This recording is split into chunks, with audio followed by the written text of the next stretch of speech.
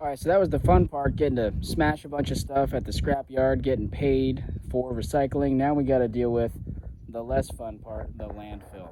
So inevitably, if you're cleaning up trash around the farm or if you're doing scrap metal recovery, there's going to be some things that you just can't recycle. The only place they can go is the landfill. All sorts of garbage here. I guess you could argue some of this wood could maybe just be burned or composted or something, but there's a lot of pieces of metal in it and whatnot. I don't know if any of this wood was treated. Most wood I do try to salvage in some way, shape, or form, but sometimes little bits and pieces just go to the landfill. Now, I would argue as a society, if we were really motivated, and got some funding and some smart people together, I'm sure we could find ways to repurpose most of this waste. The bulk of what goes to the landfill, if you're really trying in America, you can recycle all of your organic matter, some of your plastic, all of your metal, most of your wood. So really what winds up going to the landfill is plastics that are not recyclable. Crap like this, my recycling yard will not take that in the plastics bin. And fabrics, old, dirty, crusty blankets and clothes and fabric, car seats, that sort of crap. So that's what most of this is. I'm getting all this cleaned up. I do want to talk about one quick scrapping tip for metal stuff. Now, for some of you, you're going to be like, this is ridiculous, totally not worth your time. That's probably a valid argument. For me, financially, is this worth the time? Probably not. It's fun for me, and I'm trying, it just feels good to try to recycle and reuse as much as I can. So vacuum cleaners, I'm pretty sure most scrapyards will not take these whole. Maybe your scrapyard does. Maybe you're trying to sneak them in. Probably not a good idea. Good way to piss off the yard. If they don't want them, don't take them in. But there is a motor in all vacuum cleaners. Scrapyards will give you a price for motors. Some people do like to take these motors apart. I typically don't mess with the smaller motors as far as taking them apart. I'll just take them in whole, get the price as is. But if you are going to consider taking apart vacuum cleaners for the motor, they've got a crap load of screws. And oftentimes the screws will switch to different bits. There'll be some Phillips, there'll be some star bits, sometimes some security screws. I find it pretty painful to deal with taking them apart with a drill driver and a screwdriver. Also, a lot of the screws are recessed and hard to get to. They'll be hidden sometimes. So what I like to do is just use the old sledgehammer, give them a few smashes. It took me 5 minutes tops to, break down both of these vacuum cleaners with the sledge, a few good hits. And then I got these motors that I can throw in my motor pile. Now, the only thing, two things to consider. One is you definitely want to not mess with any of the dust. So I take the dust compartments out first. You never know what's in there. You don't want to breathe that crap in. The other thing is it makes a lot of plastic waste in little shards, and we don't want to be putting microplastics into our environment. So be sure to do this in a place where it's easy for you to clean up and plan to clean all this crap up. But like I said, 5 minutes to smash them, get the motors out, clean them up. For me, that definitely feels worth it. You can also clip the cord off. There's a good weight of extension cord on these vacuum cleaners. They got the long cord, so quick little tidbit on that. It gets back to that whole reduce, reuse, repurpose, recycle thing. Now, we're all able to do this on totally different scales, right? I have a lot of space here, so I can store a lot of material that enables me to do a lot of those different things. So, we can all find ways to reduce in our lives, right? Reduce our consumption of various things.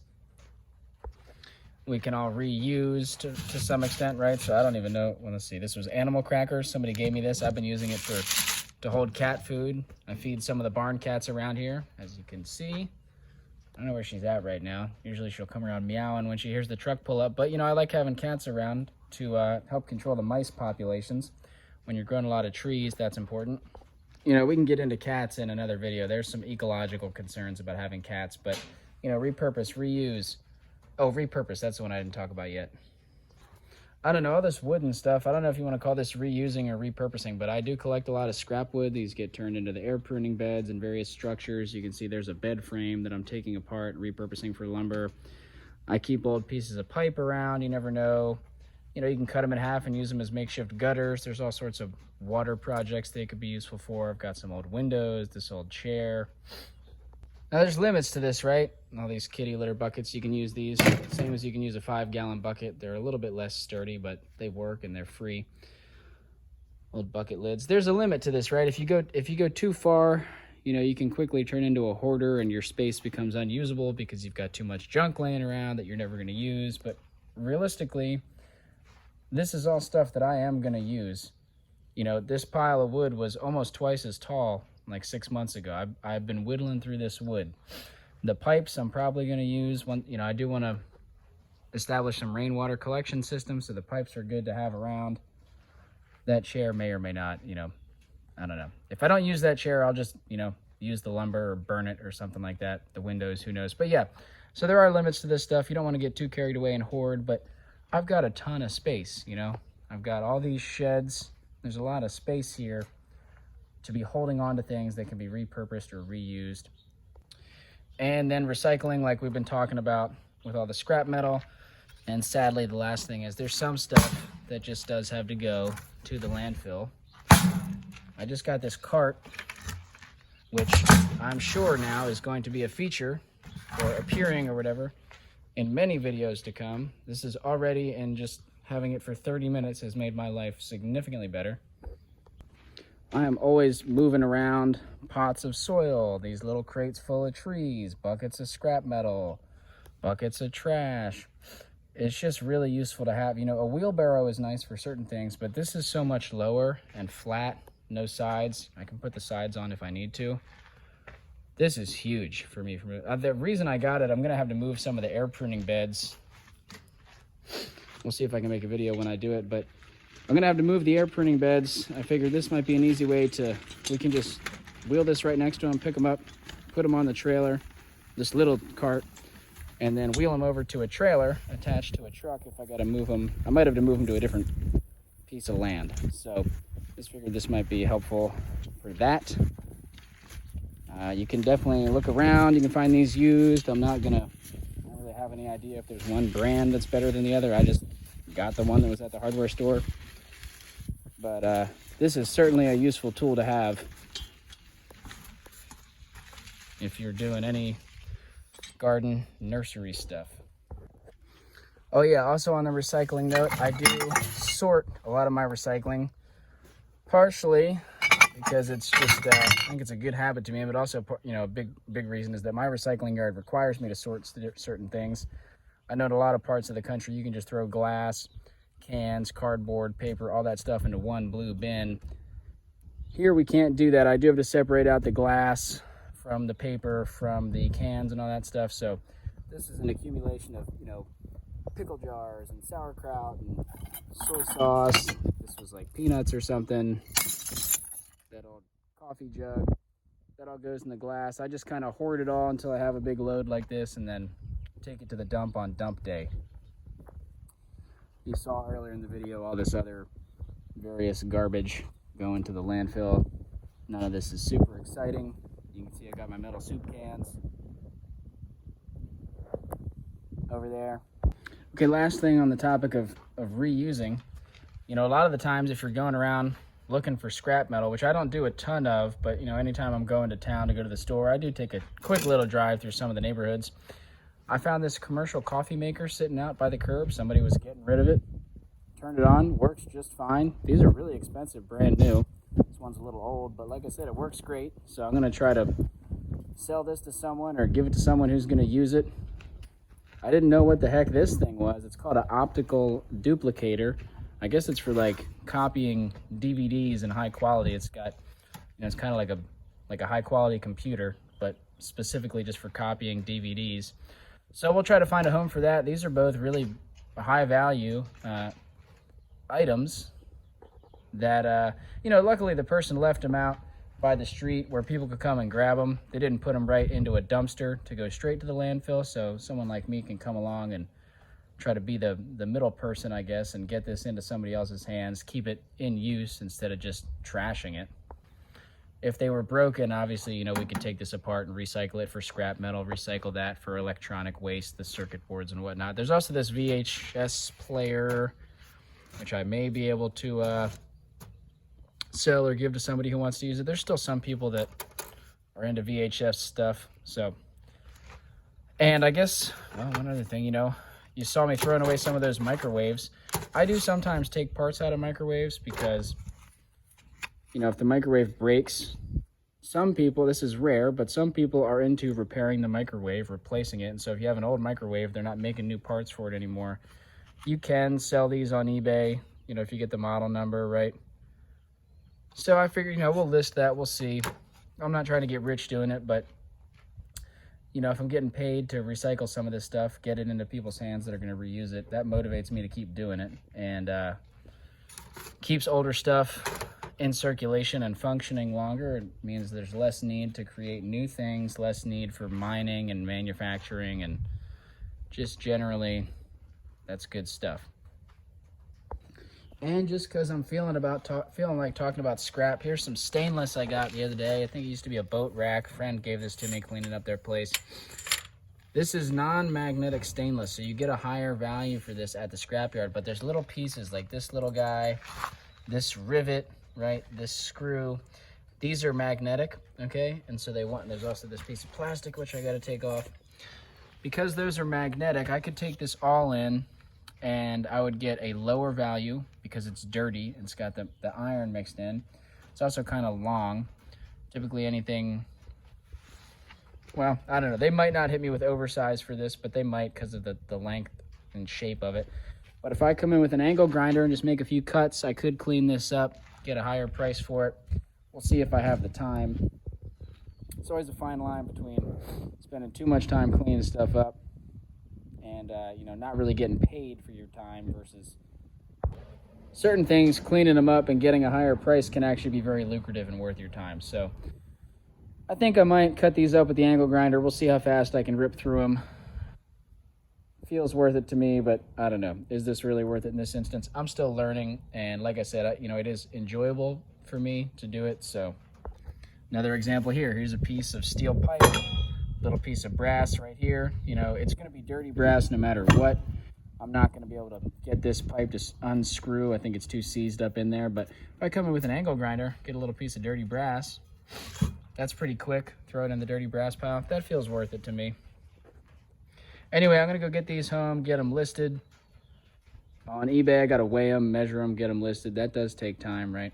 Might list them on Facebook Marketplace as well. And I got to get some lunch because it do be lunchtime. Beautiful day out today in the 50s. A lot of really nice weather right now. Trying to soak it all in before it gets hot. Pots are another one for me that, you know, very easy, very, I don't know if lucrative is the word, but, well, lucrative maybe is the word. Pots, plastic crates like over there, those are easy to get from the waste stream. Sometimes you got to pay for them. Oftentimes you can get them for free. And for nursery activities, those are very valuable for propagating plants. You can see more wood salvaging going on, right? You know, reusing pieces of dead cedar as fence posts. Most farmers do that.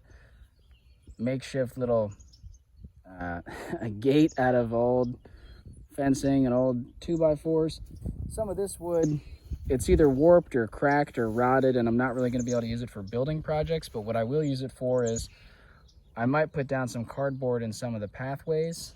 I'll use this to weigh the cardboard down, and then I'll throw mulch on top, and all of this wood will just rot into the earth in the pathways of my garden.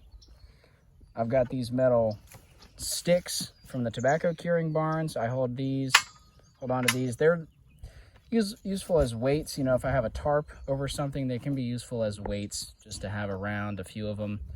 A lot of these I'm going to scrap out, but as you've seen, we've got hundreds of them. I'm going to keep a little stash on hand for weights. I trash picked this netting, right? Somebody had this out by the curb. Now, it's got some holes in it. It's deteriorating.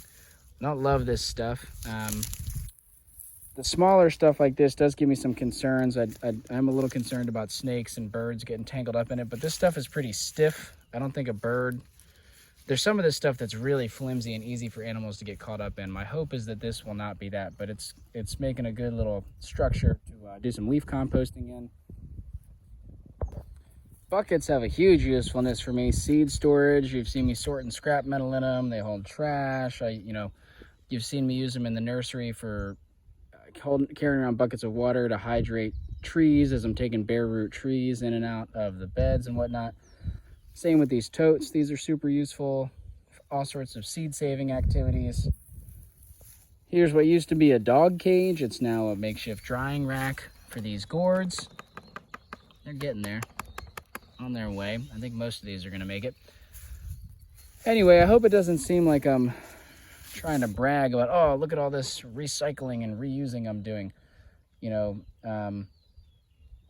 I'm really just trying to show some practical examples of easy stuff that you can do, easy ways that you can reuse things and repurpose things around the garden, around the farm. There's, you can't cover it all in one video. There's endless possibilities for a lot of this stuff that most people would consider junk. But at the end of the day, I do live in America. I produce a crap load of waste. It's not like, oh, I'm recycling I'm trying to do my best, but I acknowledge I'm using just a silly amount of resources, like we all are in this country, just to maintain the way that we live. We use a lot of resources, and so I don't want that to get lost in all this. Certainly trying to do my part. It is also fun. I'm not trying to do it out of fear and doom and gloom. I think it's fun. It's also practical. It saves money. And I don't know. Anyway, and I know you guys have seen all these buckets. I forget if I've probably talked about this before. A lot of my buckets, most of them really, the used ones anyway, come from the food industry. So people get things like soy sauce, pickles, and when I say restaurants get large quantities of like, this is a soy sauce bucket, right? And so you can work out deals with these places. A lot of the times they landfill them. Sometimes they do try to sell them. I've had to pay $1 or $2 a bucket sometimes. Sometimes you can get them free. You can dumpster dive them. I've got a few Home Depot buckets lying around that I've, at various parts of my life when I didn't have a lot of buckets. Sometimes you got to buy one or two, or sometimes you find people throwing away a Home Depot bucket on the curb, whatever. Definitely, you want to make sure they don't come with toxic materials inside. You want to avoid that. But buckets, more totes. The totes I mostly find in the trash. People, either in dumpsters or just out on the street on trash day. People throw them away when they're still very usable. What I will say is, eventually all the totes crack. Eventually, the buckets have a finite lifespan. When they start to, especially if they're in the sun for a while, they start to crack and deteriorate. Like you can see with my thumb, I can just, I don't like that. That means every time I carry this bucket around, I'm shedding microplastics out into the environment. So when they get to this point, I do just tend to trash them. I wish there was a way to recycle these for plastic, like same with this stuff. I wish that this plastic could be recyclable. I don't know of any place I could take it to locally that would recycle this. It has to go to the landfill, but this bucket still has a lot of life left in it. And as I said, keeping them out of the direct sun when you're not using them will prolong their life. Anyway, I feel like I've rambled long enough about recycling, and I'm hungry, so I'm gonna go home and eat and get on with the rest of my day. But if you stuck with me this long, I appreciate it. And